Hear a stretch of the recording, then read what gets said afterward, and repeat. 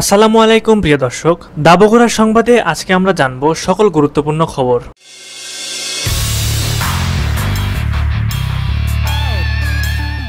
আজকের বগুড়ার আবহাওয়া। আজ বুধবার 9 জুলাই 2025, 25শে আষাঢ় 1432 বঙ্গাব্দ।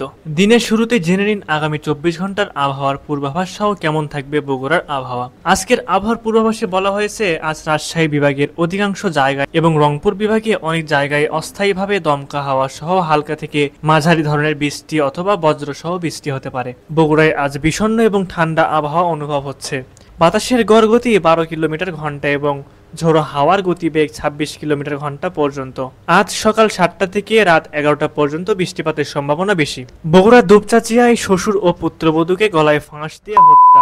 বগুড়া দুপচাচিয়া উপজেলার জিয়ানগর লক্ষ্মী মণ্ডপ গ্রামে ভয়াবহ ডাকাতির ঘটনায় শ্বশুর ও ছেলের বউকে শ্বাসরোধে হত্যা করা হয়েছে। গত 8ই জুলাই দিবাগত রাতে সংঘটিত এই মর্মান্তিক ঘটনায় পুরো এলাকায় শোক ও আতঙ্ক ছড়িয়ে পড়েছে।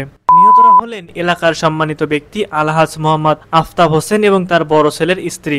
স্থানীয় সূত্রে জানা গেছে, গভীর রাতে সংঘবদ্ধ ডাকাত দল বাড়িতে হানা দিয়ে পরিবারের সদস্যদের জিম্মি করে ফেলে।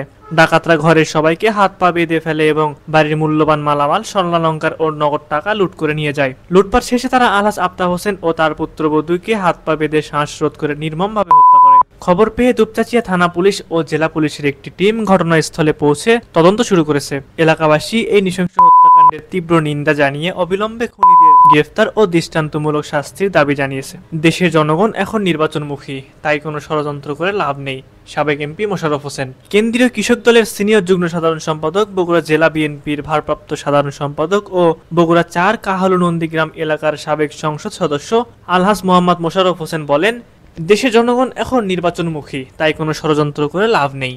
দুই একটি দল তারা পিআর পদ্ধতিতে নির্বাচন করার জন্য উঠে পড়ে লেগেছে। পিআর পদ্ধতিতে নির্বাচন হলে তাদের অনেক সুবিধা হবে। তিনি আরো বলেন, পিআর পদ্ধতিতে নয়, বিএনপি দেশের জনগণ ভোটের মাধ্যমে নির্বাচিত হয়ে সরকার গঠন করতে চায়। আধুনিক বাংলাদেশ গড়তে বিএনপির ভারপ্রাপ্ত চেয়ারম্যান তারেক রহমানের বিকল্প নেই। বিএনপি জনগণের ম্যান্ডেট নিয়ে ক্ষমতায় গেলে 31 দফা সংস্কার বাস্তবায়ন করে আধুনিক উন্নত সমৃদ্ধ দেশ হিসেবে বিশ্বের দরবারে আসীন করবে। বগুড়ার কাহালুর নারহট্ট ইউনিয়নের বিবিরপুকুর হাটবাজারে গণসংযোগ শেষে এক পথসভায় উপরোক্ত কথাগুলো বলেন তিনি। বগুড়া ধুনটে গৃহবধূকে ধর্ষণ চেষ্টার অভিযোগে যুবক গ্রেপ্তার। বগুড়া ধুনটে ঘরে ঢুকে ঘুমন্ত অবস্থায় এক গৃহবধূকে ধর্ষণের চেষ্টার অভিযোগে দায়েরকৃত মামলায় আবু সাইদ নামে এক যুবককে গ্রেপ্তার করেছে পুলিশ।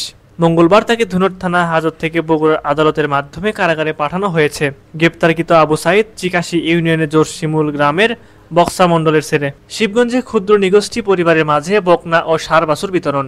বগুড়ার শিবগঞ্জ সমতল ভূমিতে বসবাসরত অনগ্রসর ক্ষুদ্র নিগোষ্ঠীর আর্থসামাজিক জীবন মান উন্নয়নে এবং কর্মসংস্থান সৃষ্টির লক্ষ্যে সমন্বিত প্রাণী সম্পদ উন্নয়ন প্রকল্প এর আওতায় 14টি পরিবারের মাঝে বাছুর বিতরণ করা হয়েছে। গত মঙ্গলবার সকালে উপজেলা প্রাণী সম্পদ কার্যালয়ের প্রাঙ্গণে 14টি ক্ষুদ্র নিগোষ্ঠী পরিবারের মাঝে 60টি বকনা বাছুর ও 60টি ষাঁড় বাছুর সহ বিভিন্ন উপকরণ বিতরণ করা হয়।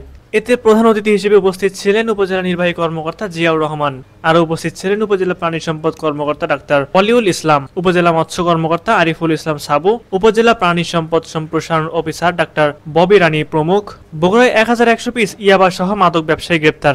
গোপন সংবাদের ভিত্তিতে অভিযান চালিয়ে বগুড়ায় 1100 পিস ইয়াবা সহ এক মাদক ব্যবসায়ীকে গ্রেপ্তার করেছে ডিবি। গত রোববার বিকেল 5:30 বগুড়া সদর থানার অন্তর্গত সূত্রাপুর গোহাইল রোডে AJR কুরিয়ার সার্ভিসের সামনে অভিযান পরিচালনা করে তাকে গ্রেপ্তার করা হয়।